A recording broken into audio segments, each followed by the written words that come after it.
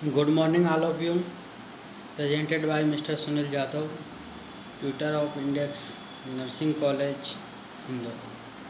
Today topic discuss is diabetic mellitus.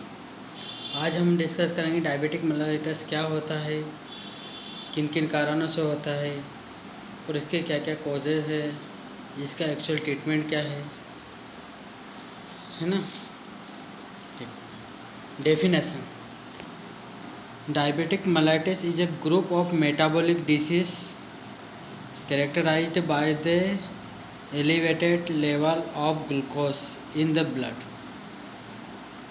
Diabetic mellitus क्या होता है? ग्रुप ऑफ मेटाबॉलिक डिसीज होती है जो characterise by level of glucose के लेवल इन ब्लड, जिसे कहते हैं हाइपरग्लाइसेमिया कहते हैं ना, resulting from defect in insulin screening, insulin action और बोथ.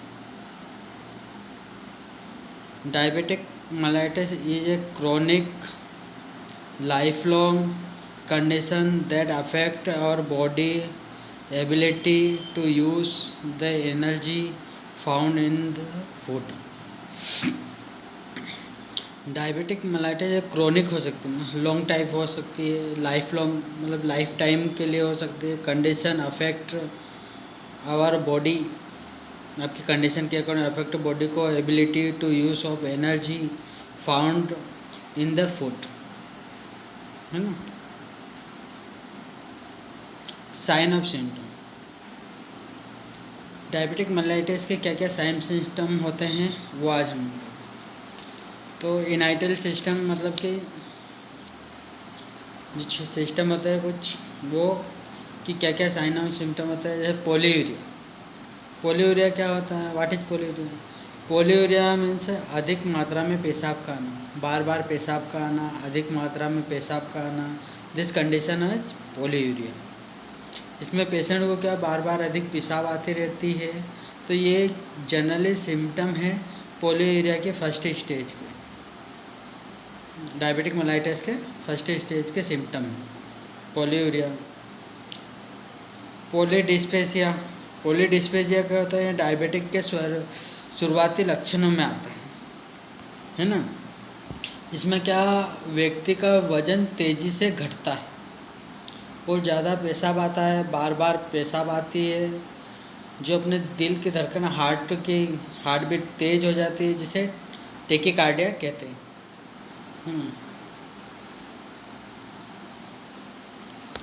उसके पोलीडिस्पेजिया. पोलीडिस्पेजिया में क्या होता है कि अधिक खाना या भूख लग. इसमें क्या होता है? बार बार जो भी मरीज है उसको अधिक भूख लगती है, खाना की बार बार इच्छा होती है, जिसे विशेष रूप से कोई डिसीज कंडीशन के अकॉर्डिंग इसमें भूख ज़्यादा लगती है. यूनिनेटेड वेट लॉस, है ना. यूनिनेटेड वेट लॉस में मतलब अधिक आपका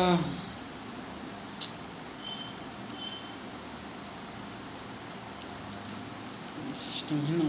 यूनिनेटेड वेट लॉस होता है, आपका वेट लॉस होने लग जाता है इसमें.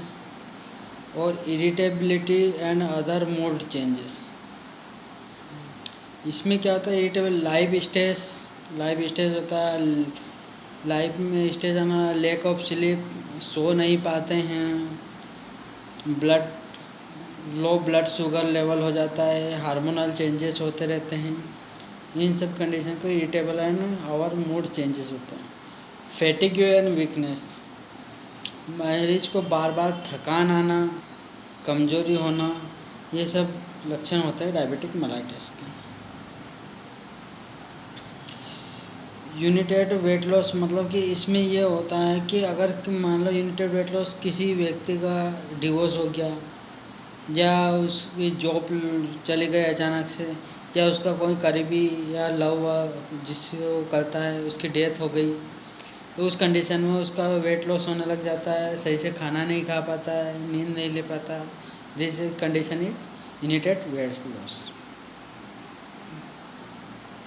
अब लार्ज साइन सिम्टम क्या होता है ना, वो देखेंगे। प्रिस्क्रिप्शन मतलब कि अधिक पसीना आना, पेशेंट को, मरीज को बार बार पसीना आता रहता है, बहुत ज़्यादा है ना पसीना आना रहता है। इरिटेबिलिटी मतलब आदमी इरिटेबिलिटी हो जाता है, बहुत ज़्यादा चिड़चिड़ा हो जाता है, कोई भी उससे कुछ पूछता है तो चिड़चिड़ा होना, किसी पे भी चिल्लाना, ये सारी चीज़ें हरकतें करना इरिटेबिलिटी होता है। वुंड नॉट हीलिंग इजीली, अगर किसी व्यक्ति को घाव हो गया या किसी कंडीशन में उसको मान लो चोट लग गई है, तो उसको वुंड है जो घाव है वो आसानी से हील नहीं होता है, बार बार वो हील होने की कोशिश करते लेकिन इजीली हील नहीं हो पाता है। दैट कॉजेज डायबिटिक मेलाइटिस के ये भी कारण होता है ना।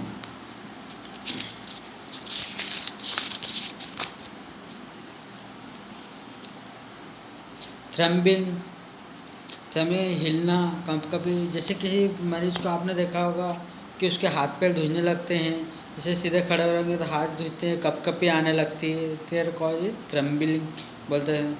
कन्फ्यूजन हो जाता है वो, मान लो कोई सी भी चीज़ है, आप कुछ पूछते हो कि उससे पूछा, वो कन्फ्यूज हो जाता है, सही से आंसर नहीं दे पाता है ना। कोजेस, डायबिटिक मेलाइटिस के क्या क्या कोजेस होते हैं। वायरल इन्फेक्शन, कोई भी वायरल हुआ उसके इन्फेक्शन के कारण डायबिटिक मेलाइटिस होने के क्या क्या चांसेस होगा। Some research has suggest that the immune system is activated in response to viral infection. As the immune cells are activated against the viral particles, they are also activated against the beta cell of the pancreas. Viruses that have been implicated in the causation of type 1 diabetic include rubella virus. Viral infection rubella virus के कारण हो सकता है आपको diabetes है ना। और फिर है genetic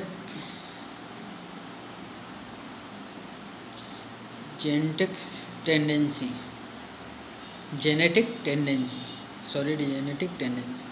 type 1 diabetes seems to run in families, which suggest a genetic basis to the pathology of the condition. Some HLA, the human leukocyte antigen gonadotropes, are known to raise the risk of developing type 1 diabetes.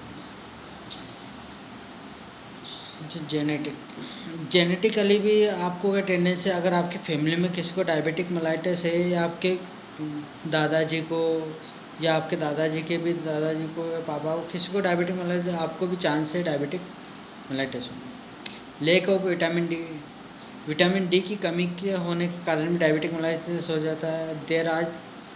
There is thought that lack of vitamin D in the first year of the child life में rise the risk of type 1 diabetic development.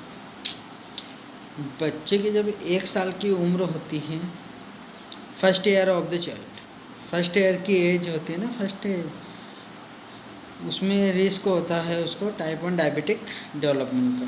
किसकी कमी से? Vitamin D की कमी से। Development of antibodies, some research have suggested that the development of antibodies against proteins in cow's milk may also lead to the development of antibodies that attack the beta cell of the pancreas. The presence of antibodies against pancreas beta cells is seen in a subtype of type 1 diabetic mellitus. Development of antibody, अगर कुछ रिसर्च के अनुसार अगर आपके शरीर में antibody development against protein और cow milk also now develop नहीं होती है। Antibody they attack the beta cell and pancreas.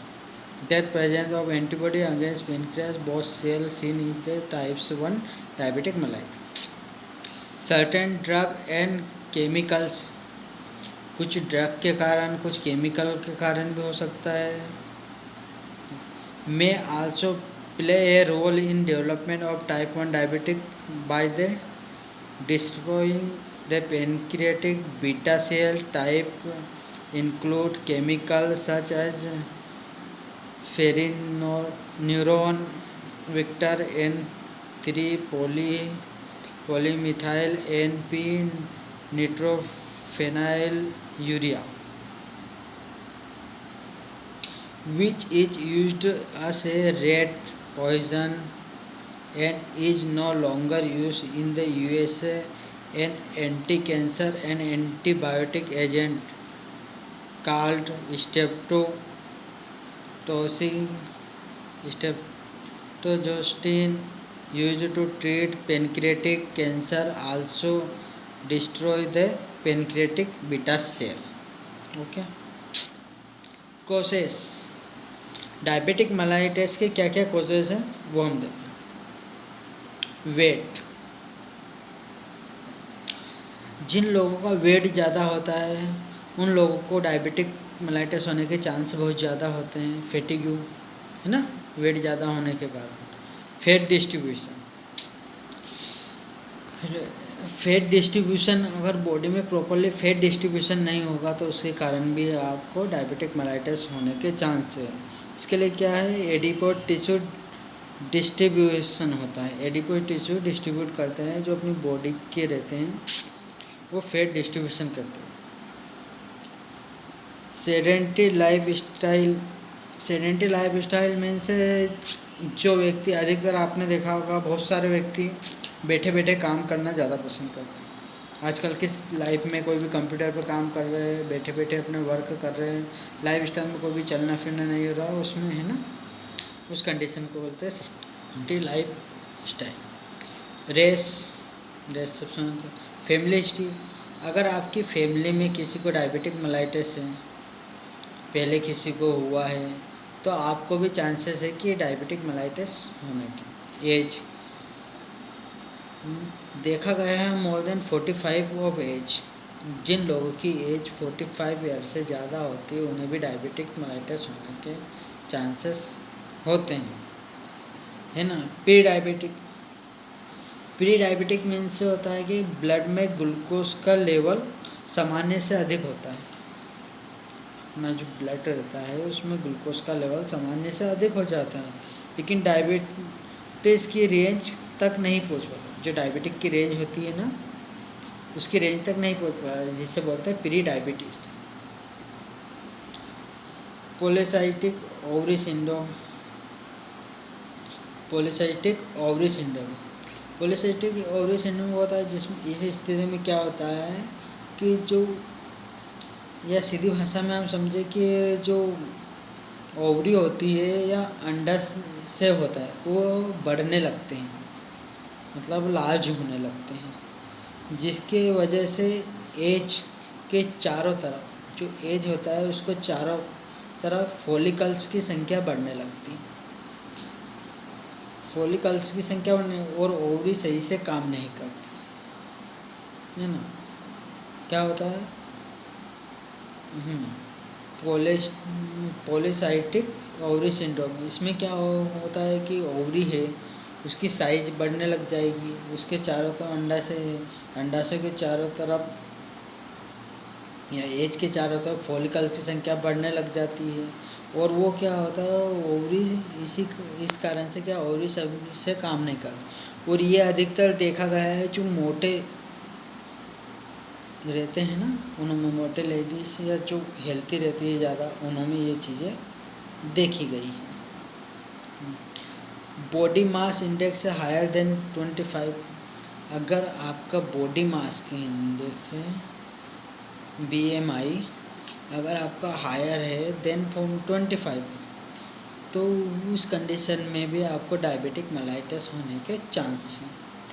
Removal of pancreas, अगर आपकी पेनक्रियास ग्रंथि रिमूव कर दी गई है तो उस कंडीशन में भी आपको डायबिटिक मेलाइटिस होने के चांसेस ज़्यादा हैं। ठीक। पेनक्रियाटिक एनाटॉमी, अब पेनक्रियाटिक ग्लैंड पढ़ा देखा अपना, पेनक्रियाटिक एनाटॉमी क्या है?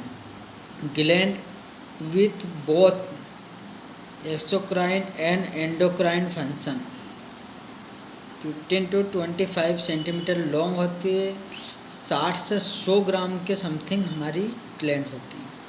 और कहाँ पर पाई जाए? लोकलाइज होती है रेट्रो पेरिटोनियम में होती है, सेकंड लंबर वर्टिबल लेवल में होती है, सेकंड लंबर वर्टिबल लेवल होता है उसमें, तो extend in the oblique transverse position, part of pancreas, है ना। पार्ट ऑफ पेनक्रियास क्या होते हैं? पेनक्रियास ग्रंथि होती है तो उसके पार्ट भी होते हैं, उसका हेड होता है, नेक होता है, बॉडी और टेल होती है। Okay.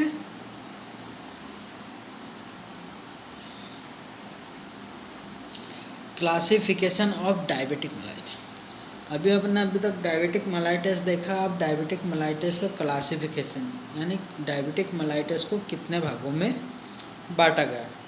There are 2 types of diabetic mellitus, है ना। Type 1 diabetic mellitus and type 2 diabetic mellitus. 2 तरह के डायबिटिक मेलाइटिस होते हैं, एक होता है टाइप 1 डायबिटिक मेलाइटिस और दूसरा होता है second diabetes mellitus, type 2 diabetic mellitus. अब हम डिस्कस करते हैं type 1 diabetic mellitus. Type 1 diabetic mellitus क्या होता है, कैसे होता है, वो हम जानेंगे आगे, है ना। Type 1 diabetes also called insulin dependent diabetes. Type 1 diabetic mellitus होते हैं वो इंसुलिन डिपेंडेंट डायबिटिक मेलाइटिस, जो क्या कि इंसुलिन पे डिपेंडेंट रहती है। मान लो आपको डायबिटिक है, इंसुलिन नहीं लगेगा तो आपका डायबिटिक लेवल, शुगर लेवल, आपका ब्लड शुगर लेवल हाई हो जाएगा।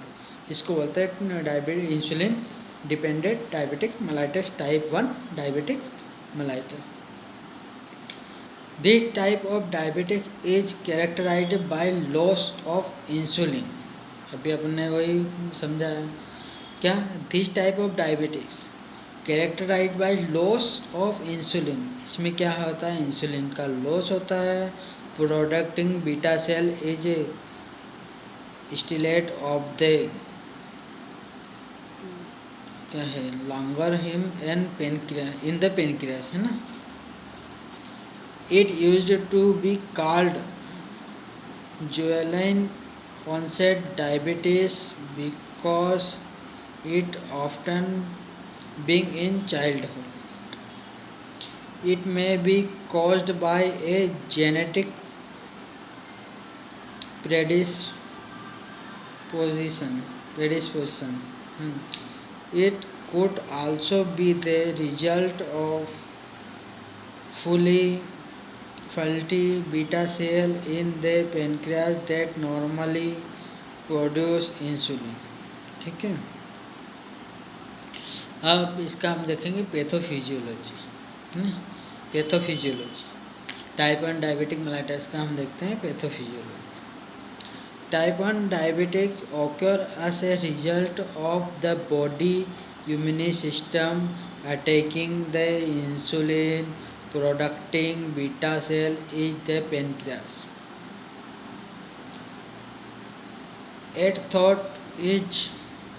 It is not clear why this happens. A lack of insulin in the blood means inadequate amount of glucose are taken up by cell of the body to provide energy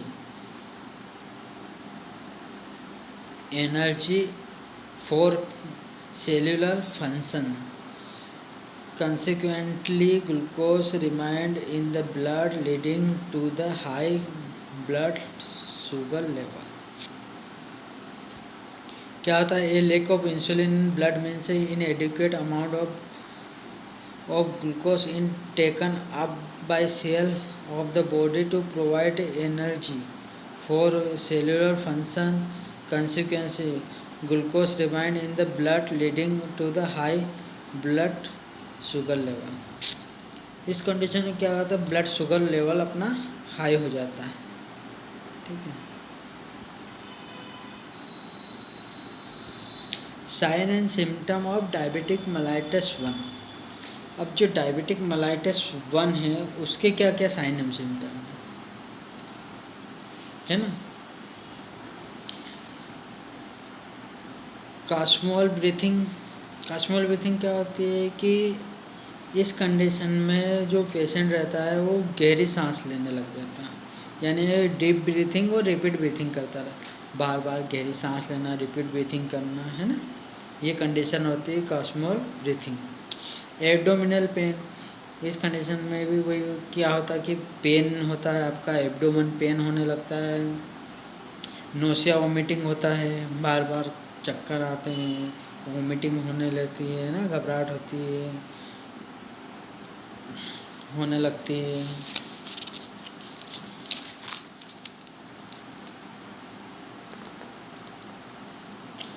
पॉलीडिस्पेजिया आपने पहले पढ़ा, पॉलीडिस्पेजिया क्या होता है, यहाँ diabetic के शुरुआती लक्षण होता है। इसमें व्यक्ति का वजन तेज़ी से घटता है ना, शायद बार बार पेशाब आती है और दिल की धड़कन तेज़ी से चलने लगती है, जैसे टेकीकार्डिया की कंडीशन बन जाती है।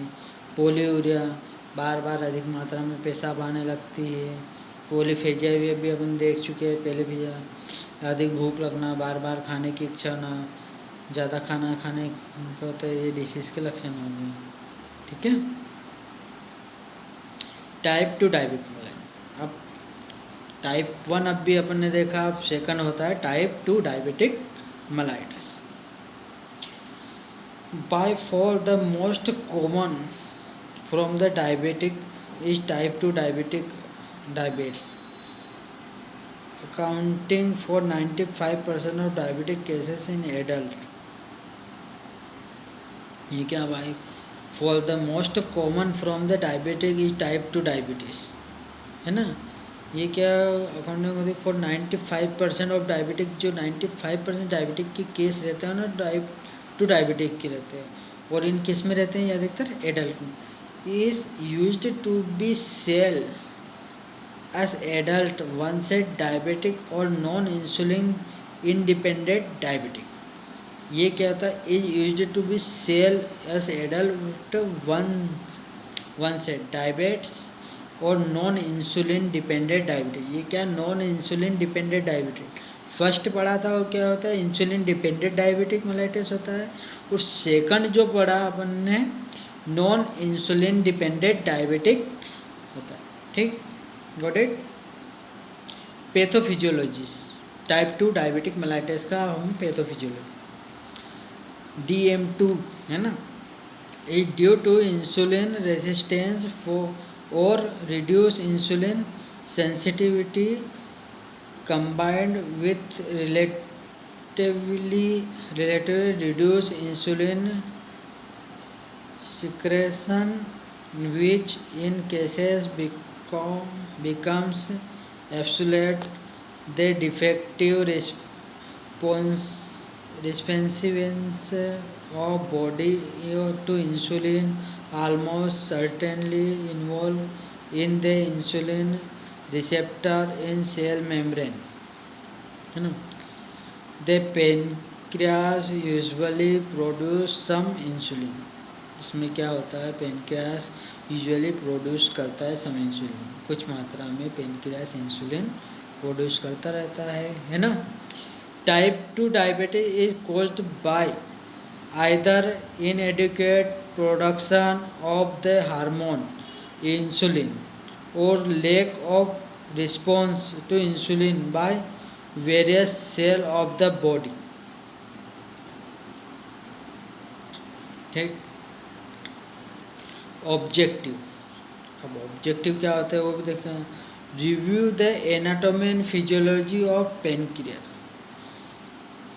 क्या करना रहता है, रिव्यू करना रहता है anatomy and physiology of pancreas, define diabetes mellitus, define करना अपने ऑब्जेक्टिव थे जो डिफाइन क्लासिफिकेशन ऑफ डायबिटिक, क्या क्या क्लासिफिकेशन है वो अपने देखे आज डिफाइन करें, briefly explain type 1 diabetes pathology cause and sign and symptom देखे, briefly explain type 2 diabetic is pathophysiology causes and sign symptom देखे, explain diagnostic test to diabetic डायबेक्ट डायबिटीज है ना, describe treatment of diabetes, list down complication of diabetes, describe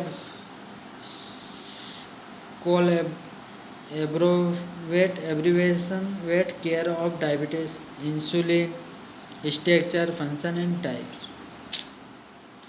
diagnostic test, क्या क्या test करते हैं मैंने कि डायबिटीज है या नहीं है, कैसे क्या पता।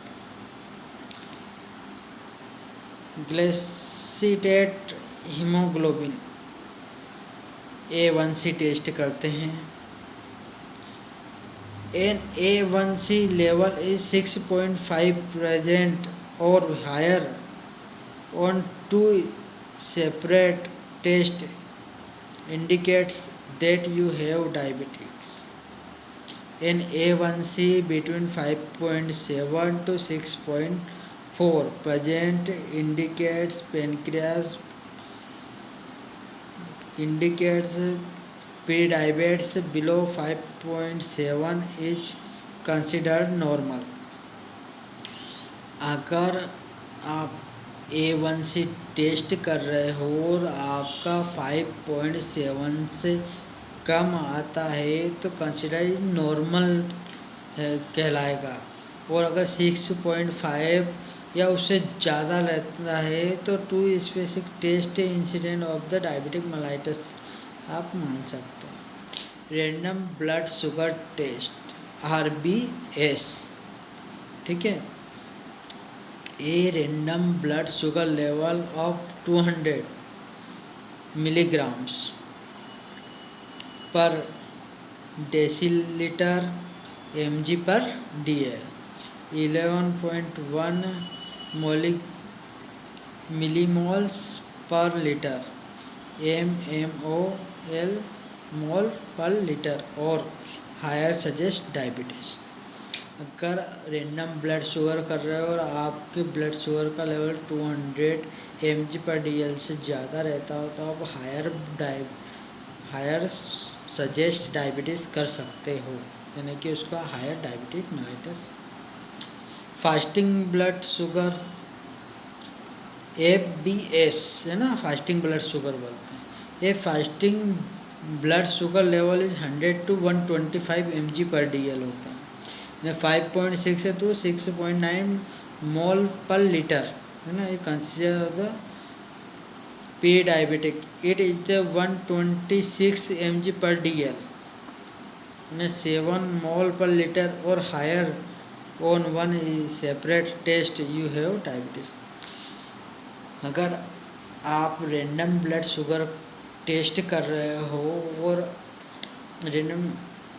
अगर आप फास्टिंग ब्लड शुगर कर रहे हो, FBS ले रहे हो, तो आपका ब्लड शुगर 100 से 125 के बीच में आता है तो आपका नॉर्मल ब्लड शुगर रहता है। लेकिन 126 mg पर dl या 7 मोल पर लीटर से ज़्यादा होता है, उससे हायर आता है तो आप डायबिटिक मेलाइटस मतलब। ओरल ग्लूकोज टॉलरेंस टेस्ट है ना,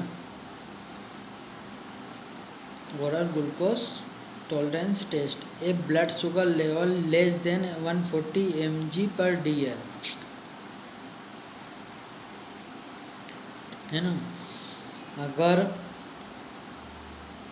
आपका ब्लड शुगर लेवल 140 mg पर dl या 7.8 मोल पर लीटर रहता है तो नॉर्मल रहता है। A reading of more than 200 mg पर dl और 11.1 मोल पर litre after 2 hour indicates diabetes ठीक है। A reading between 140 and 199 mg per day, 7.8 mole पर लीटर एंड 11 मोल पर litre incident indicates pre diabetes. Okay. Monitoring blood glucose, इसमें क्या करना रहता है अपने को, मॉनिटरिंग करना रहती है ब्लड ग्लूकोज का। सेल्फ, इसमें क्या, self monitoring of blood glucose, SMBG, यानी सेल्फ मॉनिटरिंग ब्लड ग्लूकोज। इसमें आप खुद अपना ब्लड ग्लूकोज ग्लूकोमीटर की सहायता से चेक कर सकते हैं, सेल्फ। ठीक है। Allows self management decision regarding diet से एक्सरसाइज एंड मेडिकेशन। अलाउ कर सकते हो आप सेल्फ मैनेजमेंट डिसीजन ले सकते हो रिगार्डिंग डाइट, आपको क्या क्या डाइट लेना है, वो एक्सरसाइज प्रॉपरली करना है, प्रॉपरली मेडिकेशन लेना है ना। Important of detecting episodes hyperglycaemia and hypoglycaemia. आपके लिए मोस्ट इम्पोर्टेंट ये होता है कि जब जब आप टेस्ट कर रहे हो या मॉनिटरिंग कर रहे हो ग्लूकोज की, RBS ले रहे हो, FBS ले रहे हो, तो कब कब आपका हाइपरग्लाइसेमिया होता है, हाइपोग्लाइसेमिया, कब आपका शुगर लेवल ज़्यादा होता है और कब आपका शुगर लेवल कम होता है, वो आपको इम्पोर्टेंट होता है। ये सारे चार्टिंग आपको करनी रहती है। Patient education and crucial circulation, patient को अपन एजुकेशन देते हैं, सर्कुलर बना के देते हैं कि आपको कैसे क्या चार्टिंग करना है, क्या क्या डाइट लेना है, खाने में क्या क्या खाना है आपको, ये सारी चीज़ें हम पेशेंट को समझाते हैं। Difference between type 1 and type 2 diabetic mellitus.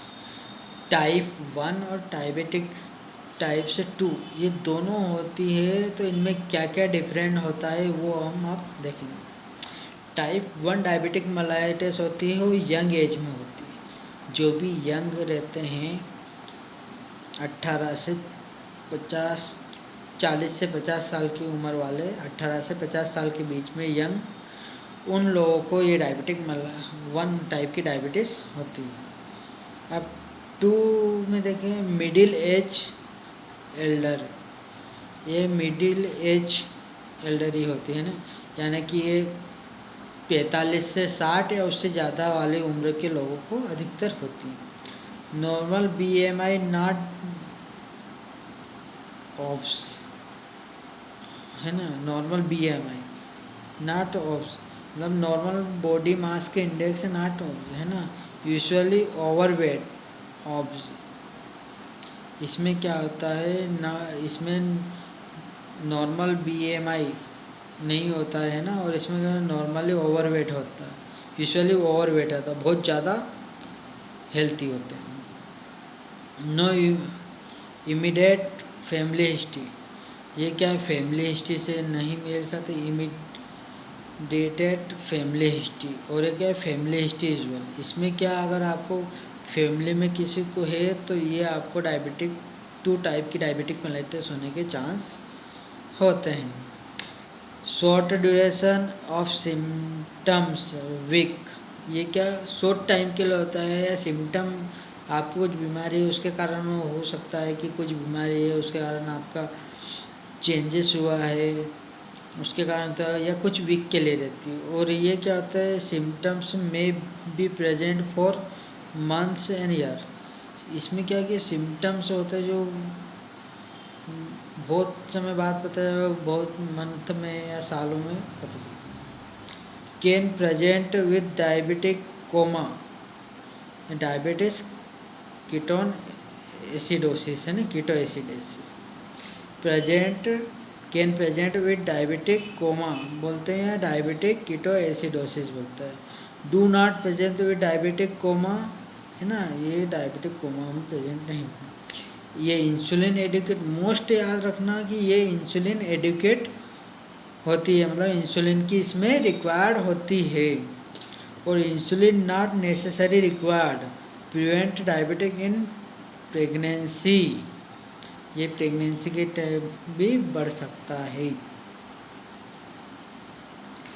What is insulin and how does it work? अब हम देखेंगे इंसुलिन क्या है और कैसे वो हमारी बॉडी पर वर्क करता है, कैसे क्या काम कर। इंसुलिन इज ए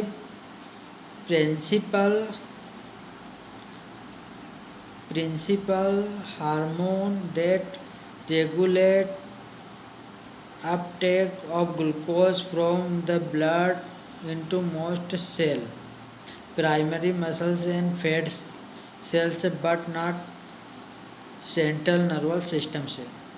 इसमें इंसुलिन में भी principal hormone and regulate uptake to glucose from the blood into the most cell, primary muscles and fat cell होते हैं इसमें, but not central nervous system cell. इसमें जो प्राइमरी मसल्स, जो हमारे प्राइमरी मसल्स वो होते हैं, वो जो हमारे फैट सेल्स होते हैं, जैसे थाई का हुआ ना फैट सेल, लेग के हुआ, जो फैट सेल होते हैं ना वो होते हैं, but not central nervous system cell. Central nervous system cell नहीं होते हैं। Therefore deficiency of insulin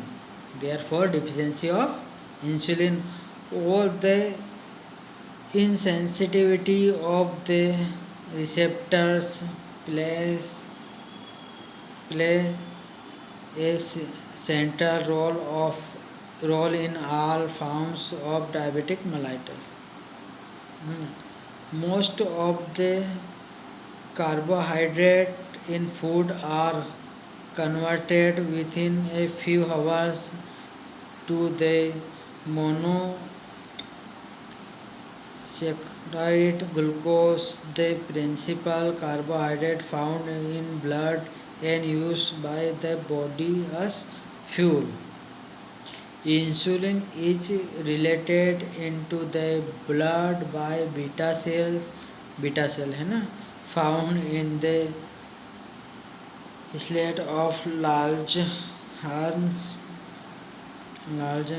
in the pancreas in response to raising levels of the blood glucose, typically after eating. Insulin related into the beta cell by beta cells found in the slit if the large organs in the pancreas in response in the raising levels of the blood glucose, typically of eating. Okay. Insulin is used by about 2/3 of the body's cells, absorb glucose from the blood for use as fuel for conversion to other needed molecules or for storage. Insulin is also the principal control signal for conversion of glucose to glycogen for internal storage in liver and muscles cell. Lower glucose level result both in the reduced release in insulin from the beta cell, जो beta cell रहता है ना, lower glucose level result both in the reduced release in insulin from the beta cell. If the amount of insulin available is insufficient, if cell responds poorly to the effect of insulin insensitive or resistance, there can be present high level of blood glucose, poor protein synthesis and other metabolic degenerate such as acidosis. Acute complication, acute complication के diabetic ketoacidosis होता है, hyperglycaemia, hyperosmolar state होती है, hyper कैलमिया होता है। ठीक है, ठीक है। Blood vision, vaginal yeast infection in female, balanitis, inflammation of the penis, tingling of numbness in hand or feet, fatigue, nausea, vomiting। Chronic complication क्या क्या होते हैं? क्रोनिक कॉम्प्लिकेशन होता है vascular diabetes, vascular diabetes, microvascular and microvascular, macrovascular और microvascular, दो होते हैं, मैक्रोवेस्कुलर और माइक्रो। डायबिटिक न्यूरोपैथी होती है, डायबिटिक नेफ्रोपैथी होती है। ठीक है, डायबिटिक रेटिनोपैथी होती है, डायबिटिक कार्डियोमियोपैथी होती है, डायबिटिक एंजियोपैथी होती है, diabetic mellitus, collaborative care, patient teaching, जो भी पेशेंट रहता है जिसको डायबिटिक मेलाइटिस, उसको क्या हमें टीचिंग करना है कि आपको डायबिटिक मेलाइटिस है तो क्या क्या फूड खाना है, क्या क्या नहीं खाना है, कैसे आपको ब्लड टेस्टिंग करनी है, क्या क्या ड्रग लेना है, ये सारी चीज़ें हमको पेशेंट को बताना है, उसको टीच करना है।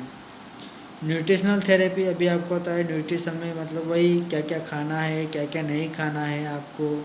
न्यूट्रिशन थेरेपी, न्यूट्रिशन डाइट जो डायबिटिक मेलाइटिस की है वो डाइट चार्ट के अकॉर्डिंग आपको खाना है, एक साथ ज़्यादा खाना नहीं करना है, थोड़ी थोड़ी मात्रा में कम अमाउंट में बार बार आप 4 से 5 बार खा सकते हैं। ड्रग थेरेपी, ड्रग में आपको क्या क्या ड्रग लेनी है, कैसे क्या लेना है, वो अगर आपको टेबलेट फॉर्म में लेना है या इंसुलिन डिपेंडेंट है, इंसुलिन लेना है, वो सारी चीज़ें ड्रग थेरेपी के अकॉर्डिंग आती हैं। एक्सरसाइज, प्रॉपरली आपको एक्सरसाइज करना है ना, रोज़ डेली मॉर्निंग में उठ के रनिंग करना है, योगा करना है, सारी चीज़ें आपको एक्सरसाइज डेली रूटीन बनाना है और करना है।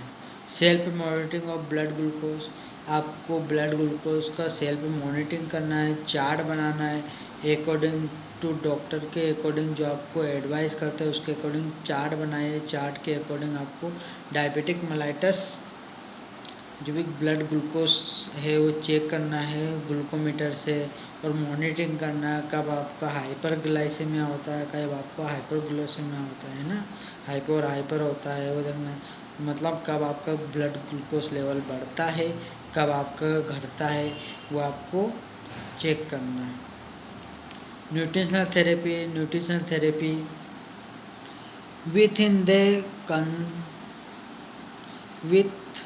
within the context of the overall healthy eating plan, in person with diabetes can eat the some foods as present without diabetes। Overall goal of nutritional therapy, overall goal होता है आपका nutritional therapy assist people to make change in nutritional and exercise habits that will lead to improved metabolic control। अगर आप properly exercise करते हो जिससे क्या होगा, मेटाबॉलिक इम्प्रूवमेंट होगा और मेटाबॉलिक कंट्रोल होगा, lead to improve metabolic control. Food composition मतलब कि एक खाने का आपको 4-5 तरह के मिला के कॉम्बिनेशन करके कंपोजिशन बना के खाना है। Meal plan developed with dietitian, अभी आपको मिल जाता है कि डाइटिशियन के अकॉर्डिंग आपको खाना खाना है। मील प्लान बनाना है कि आपको ब्रेकफास्ट में क्या लेना है, लंच में क्या लेना है, मील टाइम पे क्या लेना है, डिनर में क्या लेना है ना, ये सब चीज़ें को डाइटिशियन के अकॉर्डिंग प्लान में खाना है।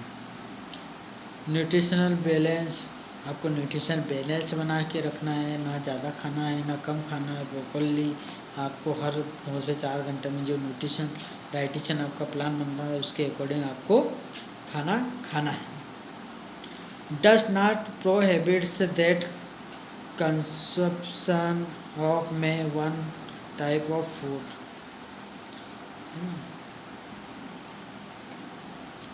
एक्सरसाइज, अभी आपको पता है एक्सरसाइज करना है। Essential part of diabetic management, essential part of diabetic management करना है। इंक्रीज इंसुलिन सेंसिटिविटी, इंक्रीज करना है आपको इंसुलिन सेंसिटिविटी।